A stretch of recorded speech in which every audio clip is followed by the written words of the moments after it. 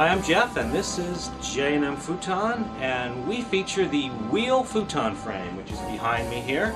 And it's quite a remarkable frame for its versatility. It's also affordable, it's very easy to operate. It's eco-friendly, socially conscious, sustainable, and just downright awesome.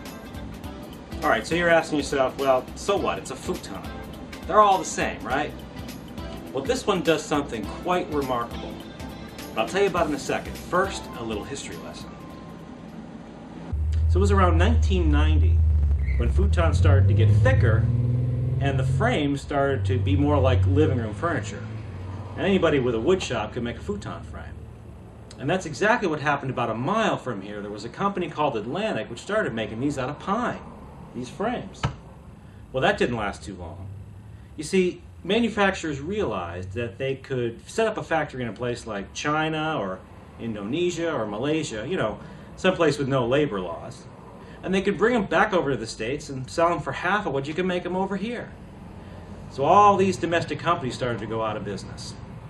Oh, and that company that was making the pine frames down the street from us, they became an importer.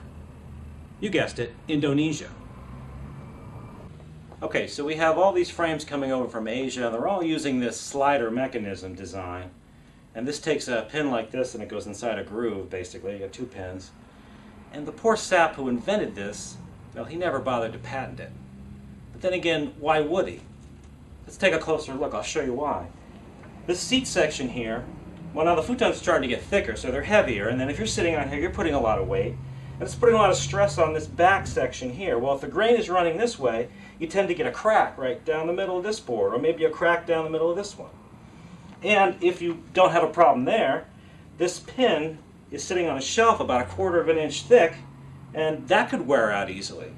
But if neither of those two things happen, and you just happen to maybe move the frame a little bit or kick it, this pin could come down and boom, you're on the floor. So about 10 years ago, the year 2000, an engineer called Nikita Grigoriev thought he could do a better job. So he took a look at this particular design and he, well, ignored it.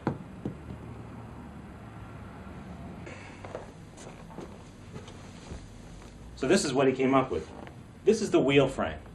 Now the wheel frame has a pin that attaches the seat in the back, and the board from the seat goes all the way down here to the floor and becomes another leg, therefore giving it more support than it has in the slider frame. And the back uses this strut here that's attached to this movable leg set. And this is what's remarkable about the wheel frame.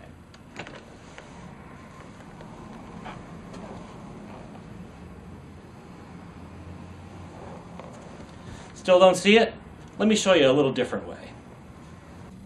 So what we have here is the world's first futon convertible recliner. And you can get this in any size. So, go to amherstfuton.com and see about a special offer we have just for you.